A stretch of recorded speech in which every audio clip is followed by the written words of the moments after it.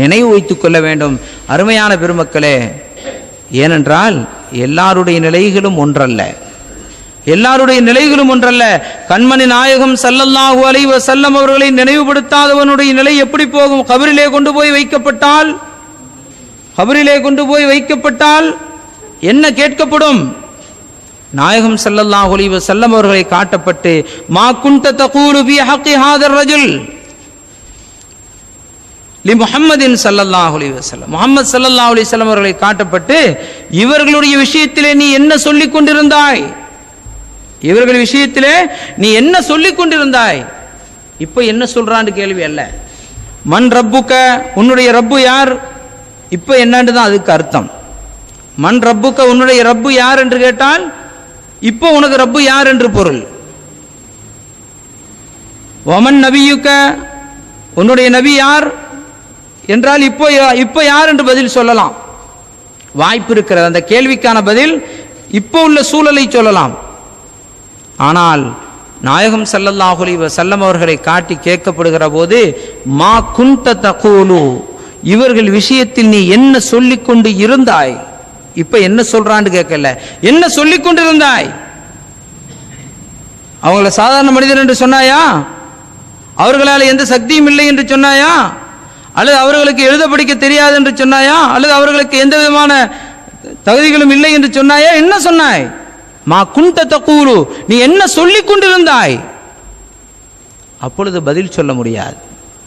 உண்மையான ஒரு மோமினாக இருந்தால் ஹாதா ஹபீபுல்லாஹ், இவங்க தான் அல்லாஹுடைய நேசர், எங்களுடைய ரசூல், ஹாதா ரசூலுல்லாஹ் என்று நாம் சொல்லுவோம். ஓதலாம், மௌலிது ஓதலாம். அங்கே ஹாதா ஹபீபுல்லாஹ்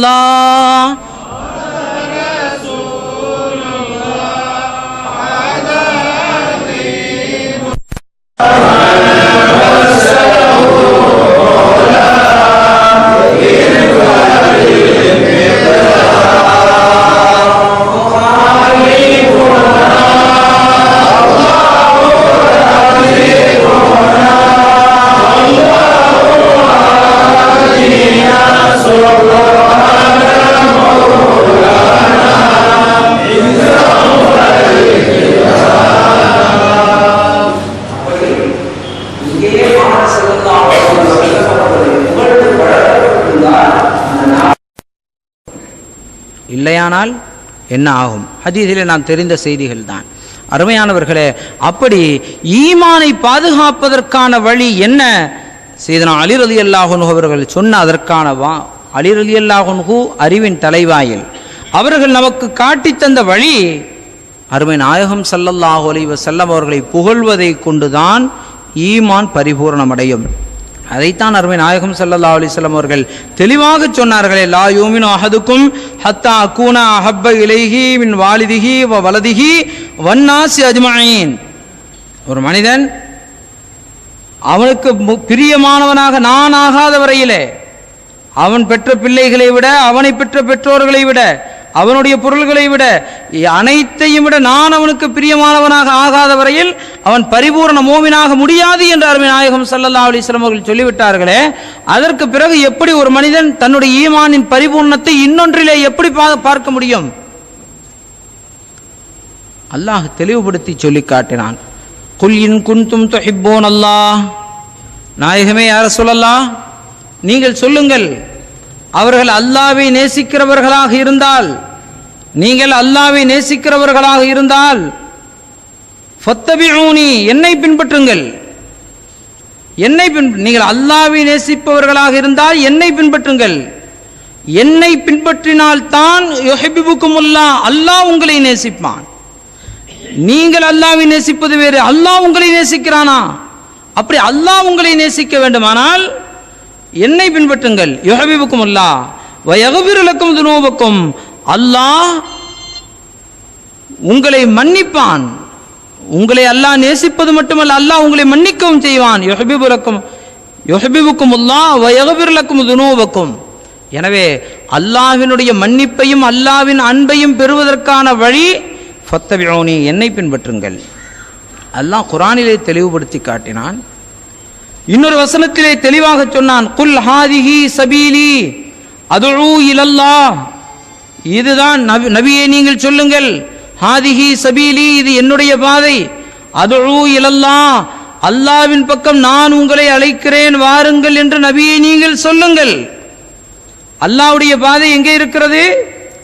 ஹாதிஹி சபீலி, என்னுடைய பாதை, என்னுடைய பாதையிலே தான் அல்லாஹ்வின் பாதை இருக்கிறது. சொல்லுங்கள் நாயகமே, அதுஉ இலல்லாஹ், அல்லாஹ்வின் பாதையிலே நான் உங்களை அழைக்கிறேன் வாருங்கள்.